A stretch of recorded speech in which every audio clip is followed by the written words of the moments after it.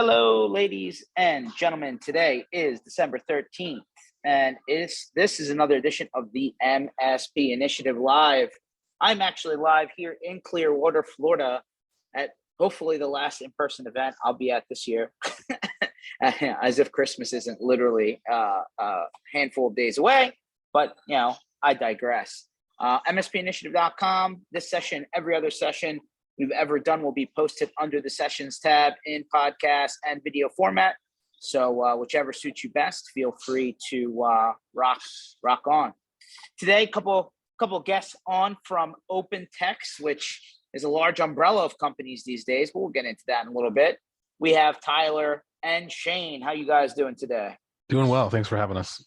Doing well. Awesome. Thanks. Yeah. Thanks for jumping on. So where are you guys based out of, Tyler and Shane? I'm actually out of Florida now. I used to be out of Broomfield, but moved to Florida. And I'm in Broomfield, where Tyler used to live, but I decided to stay here. Love the mountains. You're not going to get me to Florida, Tyler. Sorry. No, that's good. Yeah. It's an acquired taste. You can come in. It's a place where everybody visits, but not everybody stays. Right. Yeah? Exactly. I spent a lot of time in Florida between Orlando and Tampa, so I get my Florida fix. Yeah. Well, something can be said for a bunch of people that wanted to come to Clearwater here at the very tail end of the year in December, probably for a little bit of R&R, but I digress.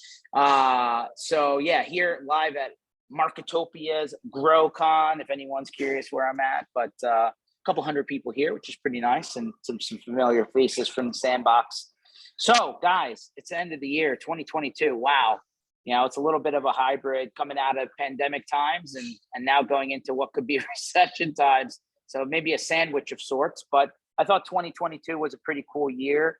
You guys have been, meaning your company has a lot of, things have happened in a short window, right, over the last year or two. So for people who aren't familiar with Opentext, maybe you can, paint the picture. What's happening? Well, why? Who's the company? What's underneath of them? Maybe some of the names that people would be familiar with, and figure out what's the plan.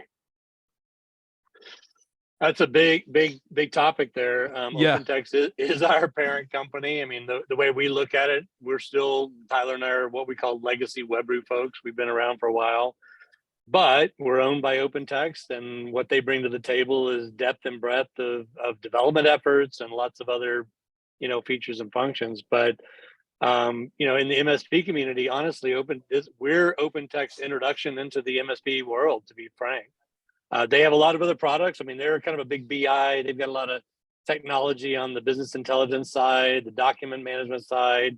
They have a huge, workflow component. There's a lot of enterprise focus on their side of the house. But as far as other products that may come to the MSP community, we're still working through some of that. Got it. So some of the names that would be familiar, obviously Webroot, have strong presence in MSP land for quite some time. I believe AppRiver, right? Yep. The, Opentext umbrella as well. That's a pretty popular name Carbonite. as well. Yep. Carbonite umbrella. Yep. And then Hightail. Oh, I haven't heard that one. Hightail is going to be similar to like Dropbox, Google Drive, cloud storage. Yeah, that makes sense. That's the one that was pretty popular with sending really big files, right? Yes, like correct. Gigs and gigs and gigs of files, right? Yep. Okay. And then that's cool. Zix email security. Maybe you guys have heard of that. That's moving under the Webroot umbrella as well. Okay. So it will be, I believe, correct me if I'm wrong, Shane. I believe we're offering it as Webroot email security now. That's right. That's correct. Yep. It's part of the secure cloud. There's a kind of a combination between Zix and AppRiver. There's a secure cloud component. So a lot of those products are all under Webroot. So when I was talking Webroot, I keep thinking some of those other things were tucked in underneath us. They're not necessarily directly under Opentext per se. It's all part of our group. Right. Got it. And we've worked with Webroot, both of us, for like decades now. And we sort of, I feel like, pioneered multi-layered security, and they like the idea as well, Opentext, and bought more companies and more technologies to literally add more layers. So if you want to talk layers of security, we've got plenty of them for sure. Okay, well, that's interesting. So like WebRoot, I'm going backwards in my mind, right? I mean, first it was I saw it at Best Buy, right? When I went to go buy a computer, I and then remember it kind that. of popped up. Yeah, I remember. I still have. I was going through some of my stuff in my office the other day. I was like, oh look, it's still in the case and in the wrapper, and there was a card Spy inside. Sweeper. Yeah, what? I mean, it said WebRoot on it, so I was like, Oh, okay, okay. that's cool. Yeah. But obviously, you guys came out, pretty strong. I would say in 15, 16, 17, 18, right? That run was like WebRoot was, pretty the man in the room, right? Everybody kind of deployed that as their default option. I feel like, especially with, the RMM platforms out there. I mean, so talk to me about a little bit of the evolution of what WebRoot is today, because I feel like people maybe lost track and, while they were sitting at home told not to go anywhere.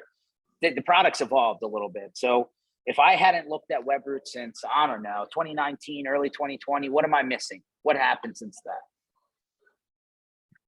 You want to go for that one, Shane? Okay, yeah. Yeah, that's a pretty loaded one. one, George. It's a big one. There's a lot of things happen in our world too. As we were just talking, Opentext bought us. So you know how this works. When you get M&A, a lot of projects get stuck on hold. So some of the growth ideas that we had, some of the product expansion, in all fairness, got put on hold. That's just big company come in, said, hey, you can't go spend millions of dollars to expand these features until we understand what they're all about. So some of that stuff got put on hold. So in all fairness, there were some shifts in the market.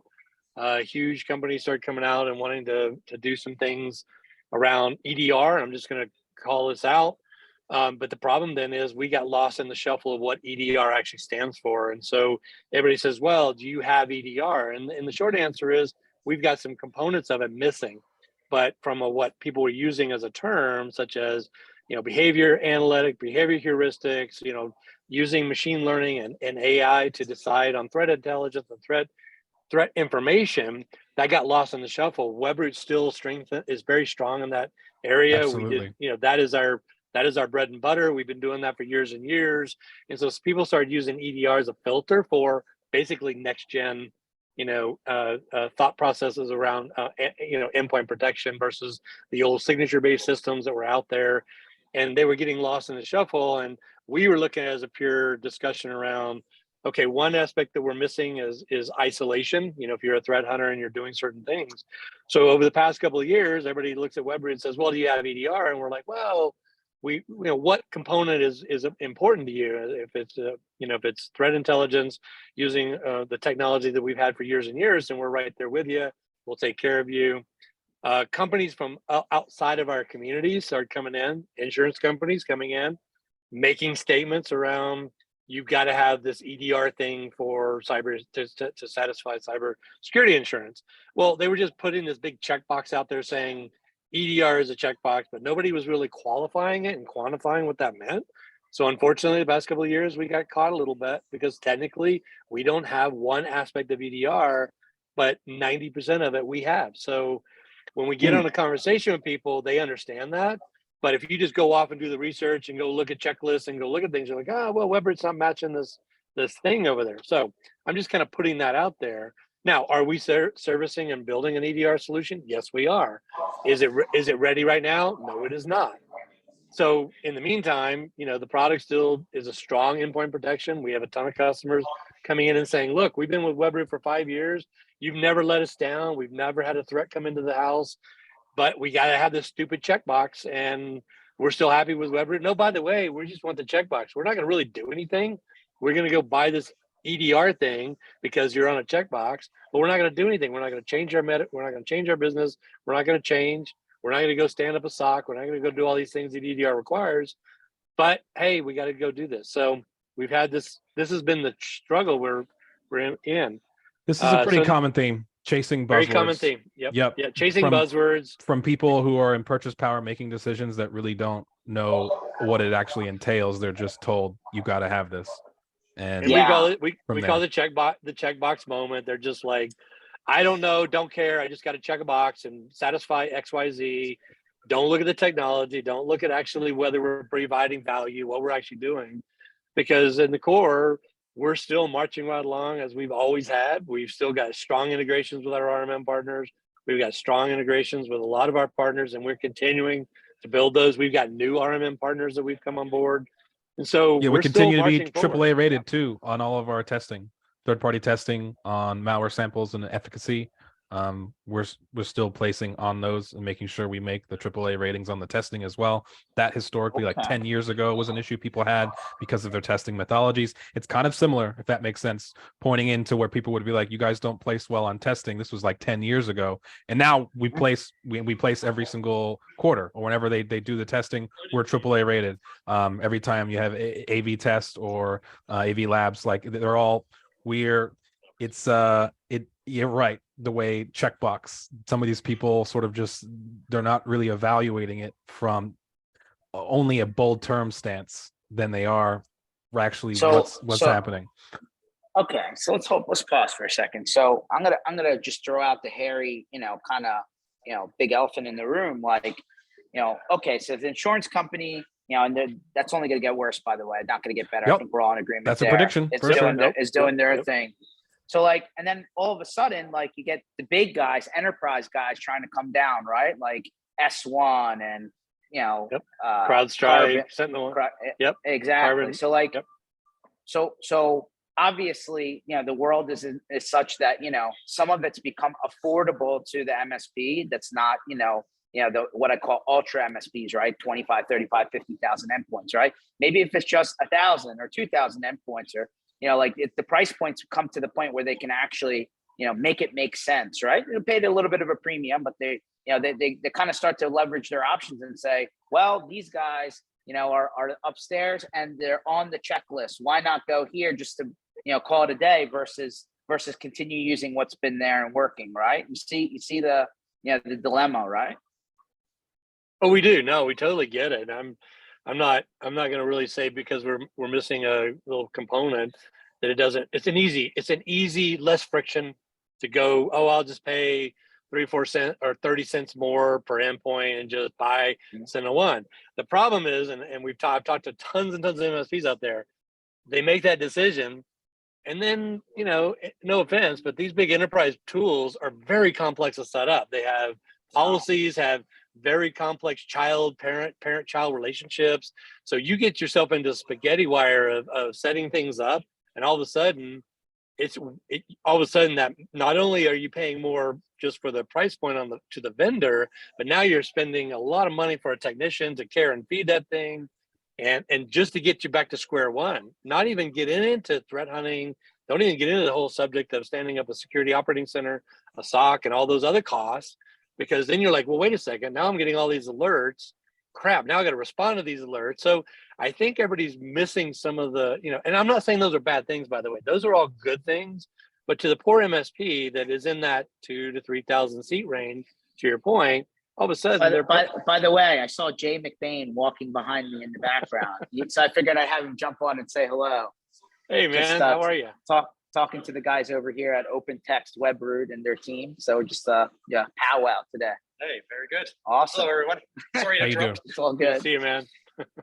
Anyway, so the complexity of the day-to-day operation absolutely go up, right? No question. Absolutely. Yep. And performance impact as well. Performance impact on the machines. Okay. Performance impact. I mean, those are all the value adds that WebRoot's brought to the table, and we haven't changed. We haven't shifted to some degree. Our endpoint's still 5 megabytes. We're low resource on the endpoints, on the various endpoints. I mean, we test that like every year almost with pass mark results. Third-party independent testing. We come first in almost every single category when it comes to network throughput, installation usage, RAM usage, during scan, during idle, all of those things that we're talking about. Very important. So okay, all right, fair enough. That was always a focal point of WebRoot, right? Low impact on the machine, so that wasn't user affecting. Fine. Complexity, always not super intense, right? Somebody who doesn't need to be the smartest guy in the room can figure out how to use the platform. But let me go the other way though, right? Microsoft's popped out with what started off as like a side project and business essentials and all this other stuff, and now they're calling it Defender. For people who are like drinking straight Microsoft Kool-Aid, who are going that way, or at least leaning that way, why not? We get that question all the time. My team and various folks who work on my team. And there's two philosophies on that. I mean, it's putting all your eggs in one basket, but hey, people who drink the Fair. Microsoft Kool-Aid, that's fine. That's fair. That's a good point. It's fair. It's a fair thing. I mean, you can get into all kinds of philosophical ideology here. It's like, okay, wait a minute. I build the operating system, but then I can't actually build a solid operating system. So I got to build a separate tool to make sure that thing is protected. Do you really buy that? I mean, I'm just playing devil's advocate here. I mean, if I'm building the software, why don't you build better operating system rather than build a kludge on top of that to stop the bad guys? I mean, I could argue that all day long. I mean, that's not what this session's about. I'm just bringing it up as a talking point.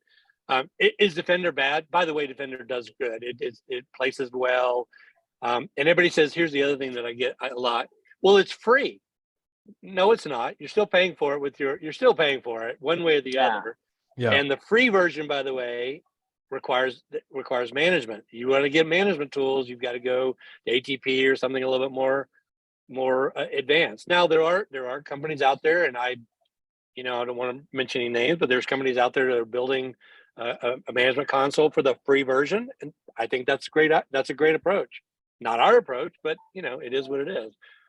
I'm not against the vendor. I just think it's another competitor out there like everybody else, and you got to evaluate the value that it brings to the table compared to every other endpoint protection tool out there, not just drink the Microsoft Kool-Aid. No, I mean, not having all of your eggs in one basket is very, that's actually a legitimate point. No question about that. I mean, quite frankly, if you went really high into the Office or Microsoft 365 stack, like, M5 or whatever, right? The highest SKU. I mean, there's a lot there, but it also doesn't just run by itself. Number one, still requires management. Okay, so that's number one. Number two, all your eggs in one basket again, right? Like, so there's no defensibility if Microsoft gets it. And, not so long ago, there was, I think Microsoft said 10,000 organizations, had been bypassed on the Microsoft MFA, alone, right? And it was like, well, if the tool doesn't work and it's not securing anyone, then that kind of defeats the purpose, right? But all things being said, so if somebody came to you and said, hey, I've been using Webroot for a long time. It's been great. Never had an issue, knock on wood. But I need an outside, like, our team is not security guys, right? We're not Microsoft guys, we're infrastructure guys, we're plumbing guys. We really need to offload, the day-to-day monitoring and like that SOC function, right? Or somebody needs to be able to help with that because we just don't have the complement of talent internal to the company. What's the answer here? So the answer is pretty simple. And actually, this is the direction that we're going and that the whole industry is going. I think EDR, by the way, I think it was a stopgap. It's a tool, but that tool needed care and feeding, and it needs monitoring, good, solid monitoring. So we believe that the MDR play is a much better position for MSPs to consider, especially the more mature. You get up to a certain size, and even the mid-tier guys, everybody should be able to go to an MDR service provider. If you've already got Webroot, hey, find a service provider that Webroot's already integrated. We feed a lot of data. We're pretty open with our data. We're not a closed, group. Our company's always been very open with a lot of its data. We play nice in the community as a whole. We provide, our threat intelligence into, a lot of tool sets. I'll let actually Tyler expand upon that if he wants to, but the end is we believe that a true managed detection and response team is the appropriate way to do it, whether you build it in-house or you outsource it. Most people are outsourcing it because it's much cheaper to go get super high level guys that do and live, threat hunters that live this and breathe it every day. They work 24/7. I think that is the way to go. We have an MDR offering within our company. Opentext has an MDR offering within the company that is geared to the MSP space. So we have definitely, the opportunity to have those discussions. Just talk to your rep, and we can certainly direct you in what's the right way to go. We have good partnerships with another company called Blackpoint. We really have a long relationship with them. Our endpoint is direct. Go tell Hi. They're one hallway over here and to the right. I just passed them. Yeah, go tell them hi for Shane. Any one of those guys know me quite well. I've worked with John Murchison for years and years, but we have a really strong integration with them. They have our you've already got Webroot and play. It's an easy connection just to throw that into the mix with what you with turning on the Blackpoint console. And I think you're going to get a lot more value out of that direction than going and chasing the EDR game. I think the EDR game is, like I said, a stopgap. My personal opinion is that here in a couple of years, it's going to be irrelevant. MDR and XDR and all the DR, the components that are getting added, all the buzzwords that are getting added, those are all going to be best served by human beings in a SOC who are looking at those tools and doing, using those tools to go stop the bad guys. So those are great tools, but the tools don't in and of themselves solve the problem. People using those tools properly solves the problem.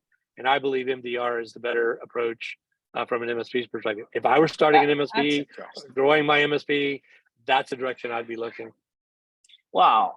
There's no question that there's tools explosion, right? We talk about it all the time, frankly. I think a lot of MSPs, I'm not going to say all of them, maybe half, I'm going to guess, George Vision here, have said, yep, we need someone to monitor these things because quite frankly, the noise, if I deploy all the tools that everybody says I'm supposed to, the DRs you keep on saying, right? XDR, MDR, EDR, second opinion malware scanner, mail phishing, link checking, MFA, Office 365 monitoring. By the time I'm done, I got 10, 12, 15 things in there. And quite frankly, it's almost like going back 15 years, I turned on my RMM system for the first time and 10,000 alerts created. I'm like, whoa. There's just, I can't swim here. I'm drowning. So I think we're kind of back to that scenario because now if you turn all of those tools on, it's information overload. Yep. It's called alert fatigue. That's I think a lot of the MSPs are challenged with that right now. So I think that's where the whole MDR ideology, and I'm using that as a very generic term as well, it's the people and the tools inside those features that filter out the noise. They've got mechanisms to go check MITRE. They've got mechanisms to basically recognize that that's just noise, push that noise aside and get you down to what's important. And I think that's where those tools can bring value to the overall conversation and the tool set. You put all the tools in, you put in a SIM, you throw a SIM in there. You didn't mention that one. You throw a SIM in there and you're talking about alerts galore and all the dials and knobs. And I think that's where the smart people can help drive that, the getting rid of the noise and go directly to what's most important. And so that is a challenge. You're right. MSP's got all these tools, got everything turned on, and they're going to wake up every morning with 5,000 emails from something or 5,000 text messages or whatever. And so then you either got to go dial that stuff down and figure out, what's important or give it to the experts. The reality is there's smart people out there, smarter than me, that know how to, focus on that. So alert fatigue is definitely alive and well. The Matt Lees of the world have definitely said that what you're using now may not be what you're using 6 months from now. And you're saying in the next couple of years, just seems like things are changing. Technology changes pretty quick. Security stuff's changing faster than most, right? So I guess the common challenge is going to be one of two things, right?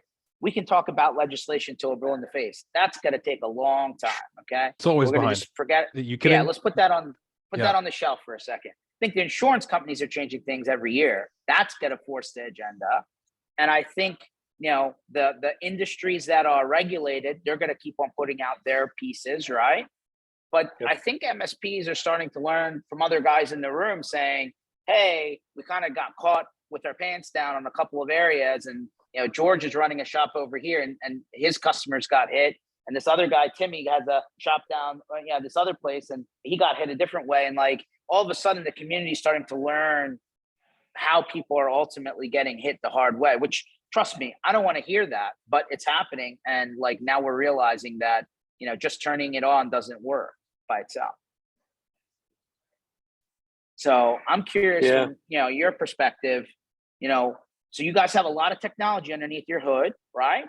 Sure do. We partner with a whole bunch. We feed our intelligence data through hundreds of millions of sensors, and we partner with Cisco, Citrix, F5, a whole bunch. I can't even name them all. I don't even know all the names and brands, but we sell our threat intelligence data out to a lot of people because they trust it, and because, like Shane had talked about, artificial intelligence, machine learning. Seriously, we were doing that. I would say 5-6 years before most people were even considering doing it. Same thing with cloud-based. Instead of having like local definitions, you have to download an update. We were cloud-based. We make a change, it's live for everybody, within a few seconds, like all millions of endpoints. We've been doing that for, I think, since 2011 is when we started that. So like 11 years now, we've been running artificial intelligence and machine learning, and those modules get smarter and smarter as time goes on. So we've had a lot of time, or generations. People call it like 6th gen, 7th gen. I don't know. I feel like that's all buzzword when they talk about, which generation AI do you have? And I won't speak too much to efficacy or talking about the power there, but just that you need time to build those models and sort of to reap the rewards of what they can do. And we're now at the point where artificial intelligence and machine learning do most of the work for our research guys. I mean, we're able to classify over almost 2 million files a day with a research team of less than 30. Obviously, we don't have guys looking at each individual files individually. We've trained, AI models to basically do this for us. And you start it first initially whitelisting, and then you get it better and better to work and start to learn to actually find threats. And it'll never ever catch the bad guys. There's never just it's great, that'll be solved forever. The bad guys are using AI and ML as well to create evasion. And so it's like this constantly moving Christmas tree that you're trying to reach to get to the star. It's a cat and mouse game. It will likely never stop, which is why you will always need humans to make sure that all the tricks and new developments and tactics that they creatively come to fruition, we can train and keep better as well. But I mean, who knows where it's going to end? I mean, I'm sure, not to take it off topic, but Chat GTP, I'm sure everybody has talked about or seen about since that went live a couple weeks ago, is going to be changing the game here. I feel with some of the applications and potential that it has, it really does feel like a paradigm shift. So Shane might be very right with how this industry all looks completely in 2 years. Who knows what the bad guys are going to be able to do with that? But I think that's the secret, George, and what Tyler's bringing up is, I was just on a call with a gentleman by the name of Travis, so pardon my faux pas. You're good, about no problem. Senior moment. You can just write it off. What Tyler's talking about, though, is the key to any security product, is we don't sit on our laurels and say, well, we used to look at this kind of malware or this kind of approach 5 years ago. We've already moved on past that, because look, bad guys aren't using that methodology anymore. We're continually training our models, our AI models, or our machine learning models, to see what's the latest and greatest that's happening in the current world.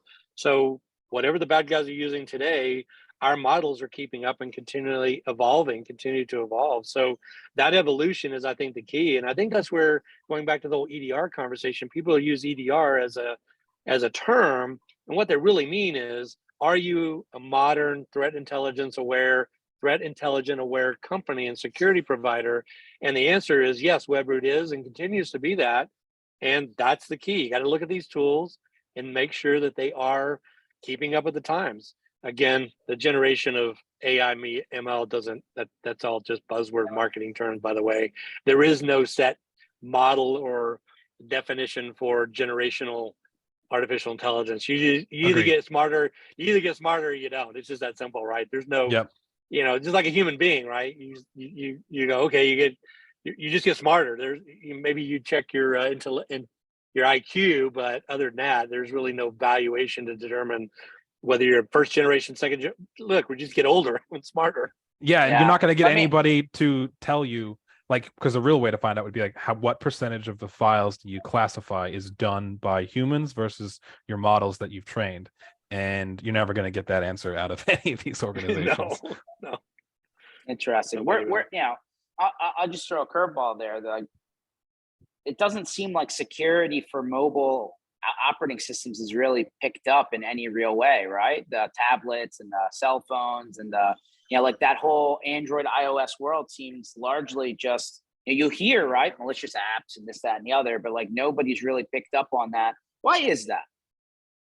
I think, me personally, my opinion on this is, with mobile, most of the compromise comes from phishing. The tagging and going after not only the information you could divulge from what is, available.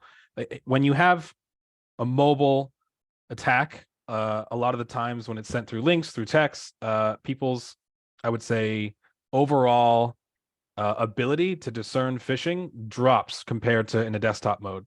When they're in mobile, their ability to distinguish between a legitimate or fraudulent web page when displayed in a mobile setting is lower, and therefore they found a higher efficacy rate. So most of the attacks you're going to see for mobile are always going to be around the phishing. Now, yes, don't get me wrong, there are malicious mobile apps that make it past Google Play, the bouncers, and Apple, but for the most part, as far as money to be made off compromise from malware, it isn't going to be from mobile. They'll use mobile to compromise your credentials, which will then lead them into the actual environment on the desktop and computer. Windows is king. Windows is the #1 operating system being used. And a lot of people always say, well, Mac doesn't get infected. They absolutely can get infected. It's just they're not the number. If you're a criminal, you're going to fish in the biggest pool. The biggest pool is Windows. I think it's like 89 or almost 90% of all the computers used in a business environment are going to be Windows. And so that makes sense as to why. Like if it was Mac, 90%, all the malware, in my opinion, would be for Mac.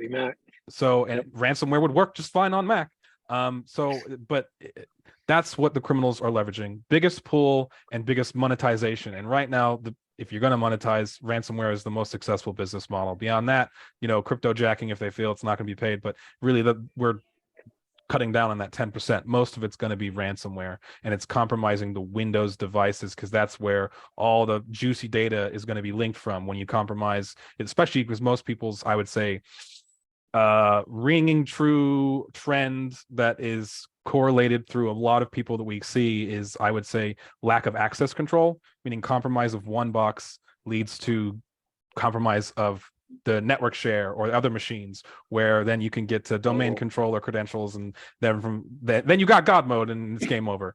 And so that's where the main target is. Mobile is a means to an end, which ends up the end is Windows. I'll stop granting there. I mean, you're probably right. I think the challenge is people just like you said, right? Back in the day, hope not today, but back in the day, people are like, oh, Macs don't get viruses, right? It used to be like the marketing campaign. And I was like, that's not true. And then at some point there were actual Mac-based attacks specific to people who had those devices. So I think people kind of have this false sense of security on the mobility side, right? All they say is, oh, there's a 0 day, go update your operating system, go to Apple or Android and update your push to the next update. And they think they're okay. I don't know if that's practical, but the other challenge is, let me go the other way, right? From a mobility to a cloud standpoint, right? We still have the heavy adoption of virtual desktop, Microsoft Azure or AWS, Google, right? VDI still out there, private cloud, all this stuff. People are also like, well, I don't care what happens on the machine that I'm remoting in from because it's a bubble, right? It's a window within a window. So I also have a lot less chance that that's going to be a problem, and I don't care where, if I'm coming in from any computer on the planet, whether it's my kid's computer or work computer or God knows what, I feel like there's also a false sense of security on that side. Yeah, there is definitely, especially when you get things that are outside your control. And I think that's what Tyler was just talking about, is that on the computing side, once a bad guy gets into an environment, they can expand, land and expand, if you will. Whereas on the mobile side, that's kind of a one-to-one, that device may or may not be connected to multiple devices. There's all kinds of challenges there. So we've just never really seen mobile as a good game to get involved. There's so many things over there on the mobile side that get ugly. iPhones are pretty locked down. Yeah, things slip through, but for the most part, you can't get down the operating system. So there's really nothing for us to really do there. I mean, there's some kind of top, we can rise above that a little bit and play, but there's not enough money there for everybody to make money. And on the Android side, unfortunately it's such a fragmented, and I say that in a positive way, because there's 1,000 different Android operating system variants based upon your provider and all these other things. So there's no consistency there. There is some if you stay within, Google's world, but again, you've got so many different things there that it would be too much to try and support everything. At least with Microsoft and Macs and Linux, there's 3 big operating systems that everybody uses. And for the most part, they're somewhat controlled nowadays. On the mobile side, it's still a bit of a wild, wild west. But I think we're starting to see the wild, wild west in the cloud computing side. And to your point, is that it's complicated. You go up to your EC2 console and start messing around. If you don't turn some things on right, you could accidentally, because it's all DNS related. I mean, a lot of that is very, very, very heavy DNS centric, in that you've got to get that configured properly and then make sure that the things that allowing that to come into those devices are properly controlled.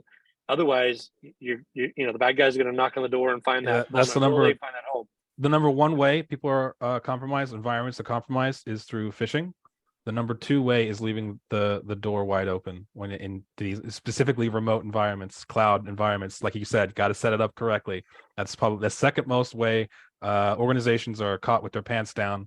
And it's always usually like government, municipalities, education, health sector, where you've got a lot of IT equipment, not a lot of IT staff or budget. And so they have a lot of guys who are uneducated or just not enough staff. They're managing way too many devices that they should. And they are told they're not given budget for more secure tools to access or remote into these devices. And they set up, things on default, or, like I said, not as well equipped to handle the situation that it calls for. And that's what we've seen. I mean, and that's not a new story. That's like 2016. Yeah, it's been around for a while, but it's still number 2. It's still number 2. And we got to remember, look, the bad guys are using the same tools we are. Look, it takes nothing to go up and set up an EC2 environment. It takes nothing. You get the free trial for like 12 months. You get what, 700 something. The bad guys are going up there. They understand where those edges are. So then they're like, okay, well, here's all the gaps. I'm just going to go back around and find somebody who, like Tyler just said, just did the basic configuration. So look, they're using the same tools. Don't think that they're off doing some magic. They're looking at how Google does it. They're looking at how Azure does it. They're looking at Amazon, the biggest, cloud provider out there. And they're finding those vulnerabilities and finding the people, to Tyler's point, that are just doing the basic the bare minimum to get things set up and using it against them. And this, we got to be careful. We got to educate more. I think that's really where it gets into. We could throw tools in there to go monitor cloud-based solutions all day long, but it really goes back to education. Even with our one of our layers. Yeah. To Tyler's point, even the traditional Windows environment, a dude stands up a couple of servers and then thinks, oh, I'm just going to go turn RDP on because that's such an easy way for me to remote in. I don't want to go figure out how to turn on some encrypted, desktop sharing solution. I'll just turn RDP on because Microsoft has my back. They don't. And all of a sudden, you're just now opening the door. I loved it. Tyler used to have this great picture of a lock with a Cheeto in it. That's basically turning RDP on by default. It's basically just putting a Cheeto in the lock. I mean, I just saw. I mean, back to your point of why doesn't Microsoft just build a more secure operating system? If it's such a exploited protocol, why even offer it? Why is it even still there? I don't get it. Great question. That's a great question. $64,000 question, George. If we could answer that, somebody should go to Microsoft and tell them they might want to change the default settings. Hello. They just decided to finally block macros after flip-flopping. Like, we've been begging them for years now. Yeah. Like, put it on default block. Yeah. So. Wow, that's crazy. So, when I drive into the neighborhood to buy a house, I see the model home. What does your model look like right now? You guys have all these pieces that I don't think we're all aware of.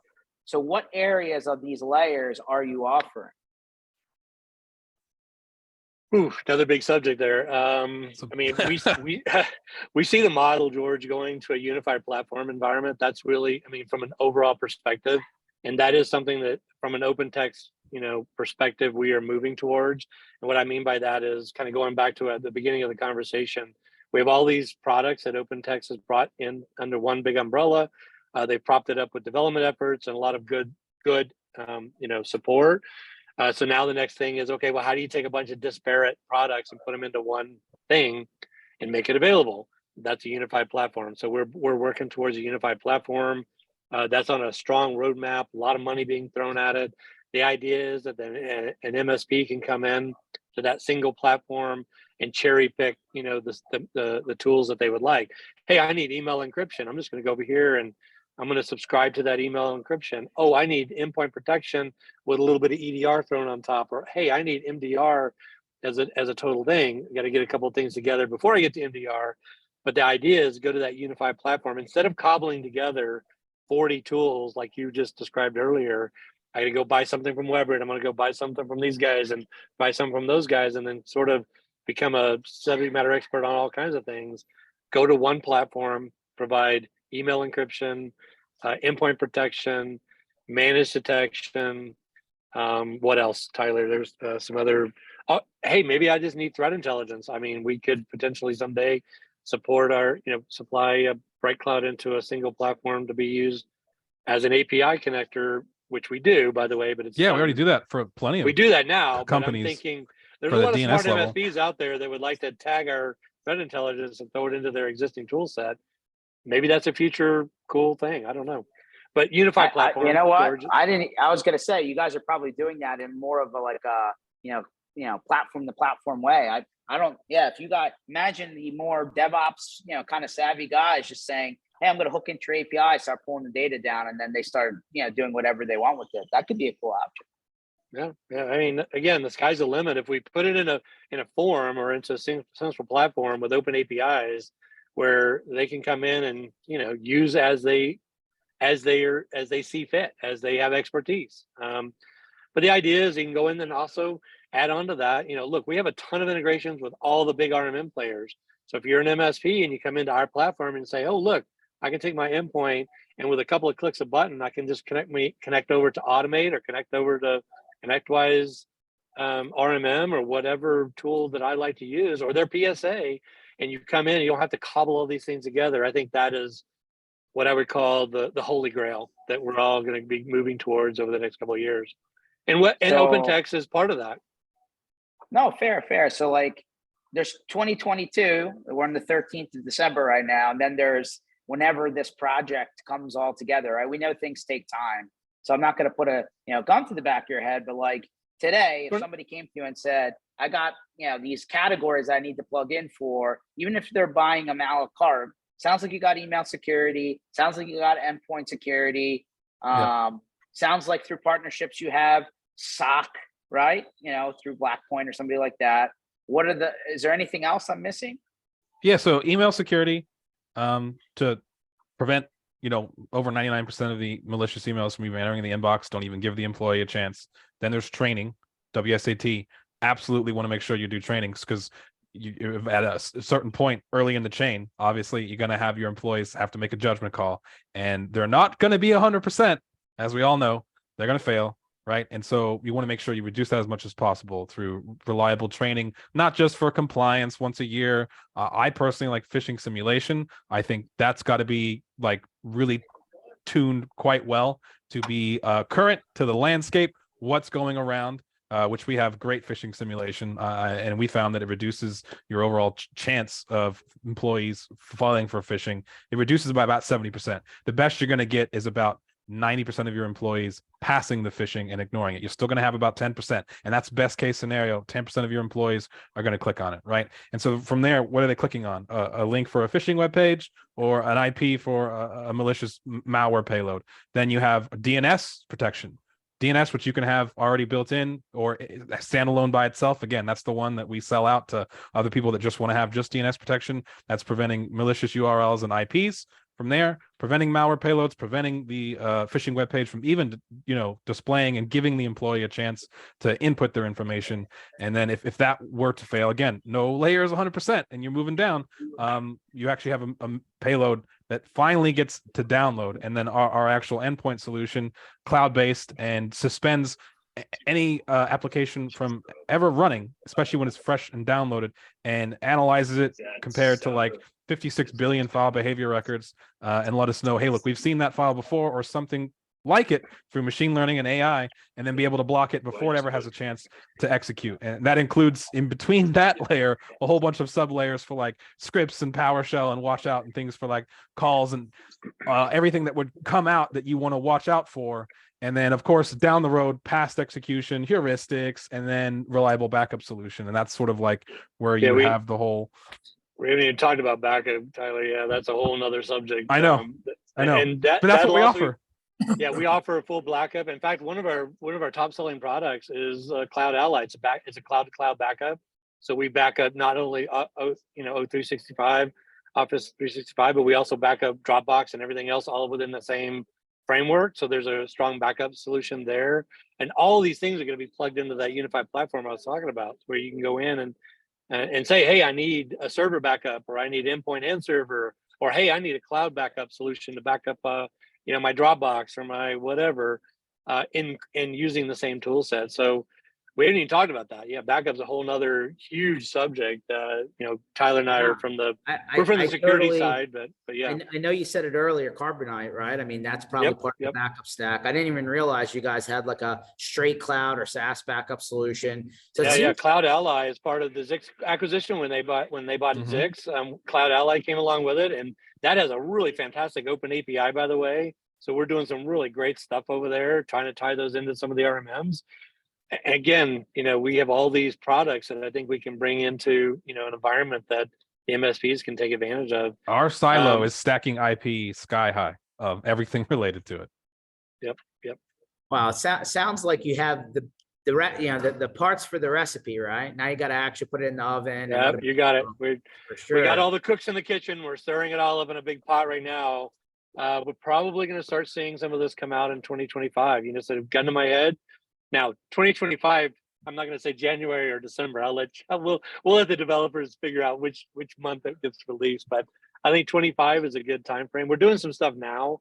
25. Yeah, I know. I like it. Well, that's next bull run. Yeah, they said 18 months, but I think it's going to be. But 18 months from 5 months ago, we'll see. Yeah. Wow. If any of my senior managers are watching this, please. It's amazing, right? I'm like 25. I'm like, man, that just seems so far along. And I was like, oh, that's right. That's only a year away.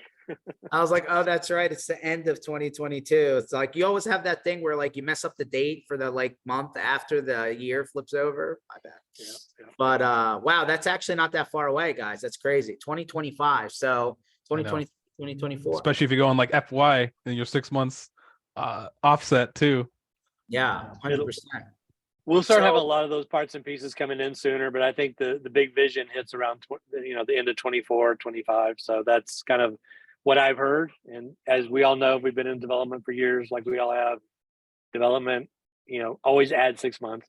It's like building an actual physical building. Right. That's cool. So obviously all of these bits and pieces, right? Like, where do I go to see, like you talked about like 6 different things, right? I mean, DNS, endpoint, email, cloud backup, training, training, desktop server. Like, is there like, Opentext /MSP? Like, where do I go to find it all?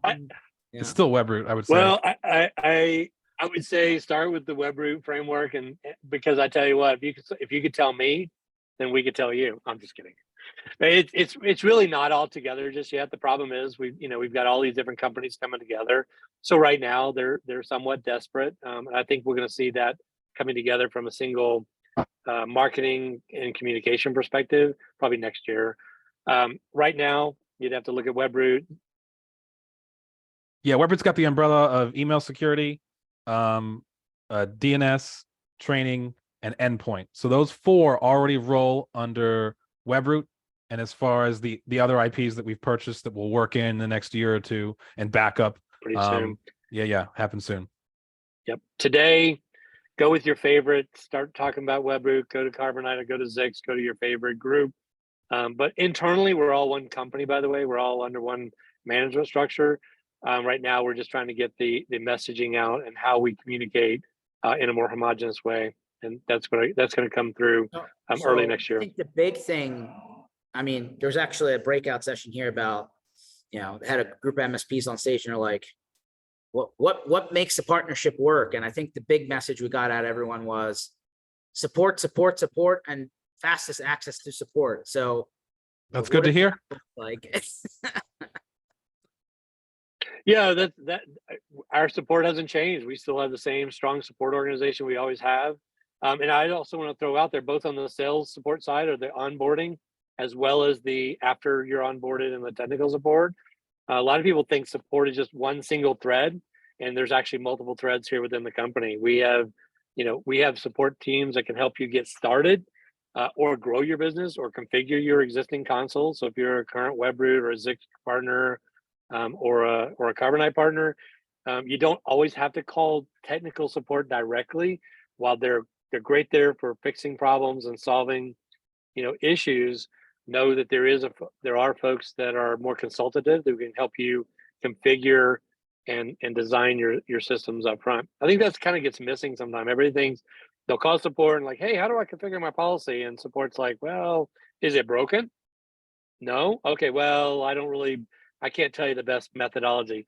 Literally, I'm staring at a bunch of guys here that are solution consultants who have been living the MSP space life for years and years. One of the things that Webroot did and Carbonite was hired a lot of folks from the MSP world, and so we're actually all experts in your environment. So we're here for high touch support, whether it's upfront sales support, in-stream, configurations and guidance, and then break fix and fixing your thing on the back end. Support's still number one in our organization. Yeah, huge vein still, and almost I would say 3/4 of threat research stemmed up from support too. So they've all come from working on computers, working with customers, understand what most of the times their complaints or concerns are about, whether it's malware related.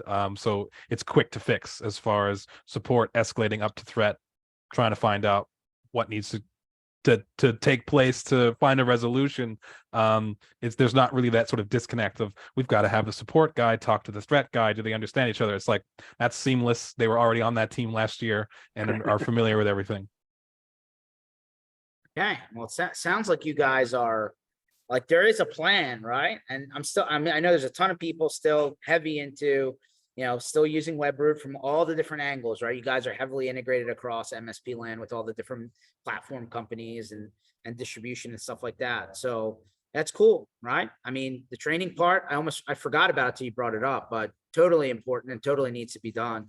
And yeah, I think it's like, back to the check boxes that we started in the beginning of the call, right? Unfortunately, the check boxes that MSPs have seem to be getting bigger and bigger and bigger every year. The checkbox people get more and more money for sure. Yeah. They have more and more power now. I want to be the guy that makes that form. Yeah. I mean, it's funny. No joke though, right? The insurance companies out there didn't just create this on their own. They had some outside consultant or some company do that form, right? Or that checkbox form, right? Like somebody created that for them. Yeah, the GDPR people or somebody. Definitely. Their favorite vendor probably did it. I mean, to be clear, I mean, think about it. Our insurance guys, they don't know security and know our software world, so they go to where they know. And if they happen to be doing business with SentinelOne or CrowdStrike or Carbon Black, they probably just went to those guys and said, "Hey, what do you think?" And they're like, "Well, I mean, look, that's what I would do. I'm just telling you what I would, if I were Carbon Black or SentinelOne guy, and you came to me, I'd say, well, put me on there. There's the box. You need this. I wouldn't go out and put every competitor on there. I mean, let's just call it spade. It is what it is, and that's almost like probably what they did. It's almost like an inter-industry lobbying, right? I mean, that kind of works. Yeah, that's everywhere. That's everywhere. I mean, we've actually joked about that with some of our marketing folks. We're like, we need to go get on those security lobby groups and go talk to the insurance companies to educate them that there's more than just 3 vendors out there supplying security products. But that's really not our forte. Those discussions for testing as well, like 6-7 years ago when we were, now that we are getting placed because they're testing us correctly, but when they weren't testing us correctly and always the traditional old legacy way, we were talking about the same way, like we've got to find a way in to get these guys to test correctly. So and the same, we just need, it's education. Really what it gets down to, George, it's all education across whatever subject matter you're talking about. Don't always listen to the vendors. I mean, look, we're going to put forth our products and we're going to say our features and bennies and the value that we bring to the table. But the reality is every MSP needs to go out there and educate themselves across the entire landscape. And that's what we try to do too, is our approach is really all about educating. And this conversation like today is really just, and being real, just being authentic, and just saying, here's where we are, here's where we're missing the boat, we're going to fix that, and here's where we are really, really good at. And by the way, we've always been using machine learning and artificial intelligence for all these years. That didn't disappear all of a sudden. We're still very strong in that space. So those kind of statements are really all about educating. And the same thing with the cyber insurance companies. It's educating. Go learn what they're really, really concerned about. Because at the end of the day, and I'll leave you with this on this, it's the whole cyber insurance. I can tell you with 100% certainty, they're going to do everything they can to not ever pay out. They're going to fight it tooth and nail. Even if they have the checkbox, they're going to go in there. They're going to find out that you didn't do something. If you turned on EDR but aren't responding to it, they're going to do everything they can to not pay that claim. So don't think they're on your side. Don't think they're the good guys. They're really not. They just don't care. So they, even with checkboxes, no checkbox, they're going to do everything they can to not pay out that claim. So putting a lot of faith in them, I just don't have it. I just don't see it. So it's like the insurance company's not actually doing anything, or they're going to try and get out of it, is what you're saying. Yeah. Well, and if you notice too, here's another, go do the research. 10 years ago or 5 years ago, there were 10 or 20 companies providing cybersecurity insurance. There's 3. There's 3. They're all gone. They're all like, we're out of here. We're not doing this anymore. This is a high risk. Why would I risk? And I guarantee you, that's why I was kind of joking. I think in about 2 years, all of them are just going to back out and go, yep, we're not covering. This is too risky, because we can't do the tables. We're going to get more claims and we're going to get premiums. We're going to pull out. I think in a couple of years, insurance companies, Zurich and all the big boys are going to pull out of cybersecurity insurance, and everybody's going to have to figure out what to do, either go to some third-party underwriter, or there's probably going to be an insurance company that gets created specifically for MSPs, specifically for this business. But I do think the insurance companies, I mean, they may not pull out 100%. I'm not in the insurance company. I don't know, insurance business. But if you'll notice, they're cut down to very few. There's very, very few. Well, we've recorded your prognostication. I have the time, the date, the video. We're going to rewind, be like, wait a minute, Shane. That's awesome. Yeah, there you go. That is. I just think they're pulling out now. I think it's going to get down maybe to the top 3, and that's all we're going to ever see. Yeah, and top 3 probably collaborating with each other to make sure the price goes up. And your premiums are going to go shooting way up. 100%. Wow, you guys brought a whole 360 degrees worth of information that somebody hadn't really been keeping up. I'm not sure everybody realizes what's happening underneath of like the now umbrella of companies that Opentext has now amassed. But sounds like the Webroot team and all the people that are now this one company you're saying underneath the hood are cooking up some cool stuff. So yep. Definitely Stay tuned. You have to keep in touch and make sure we see how the progression goes until 2025, which is not that far away. Come back in 2025. Yeah, Tyler and Shane, I'm sure people can find you online. Is there a preferred route if somebody has a question for you? Sure, absolutely. I mean, you can come to our LinkedIn pages, friend us if you want, or directly on the community. I actually run the community at community.webroot.com. You want to come in, learn about our products, you want to come ask a question about our products, or get in touch with anybody, let us know on the community. It's free to join, and we're actually doing some giveaways right now. Come in and throw a comment in somewhere and you could win some cool swag. Yep. And same here, LinkedIn, Shane C at opentext.com. There it is. There's my email. Ping me anytime. We're pretty open. We'll help any way we can. Better watch out. You guys start getting phishing emails. I know. Oh, crap. My inbox is filling up. No, I'm just kidding. Thanks for jumping on, guys. This session was recorded. We're going to post this at mspinitiative.com under sessions. These guys put out a ton of data.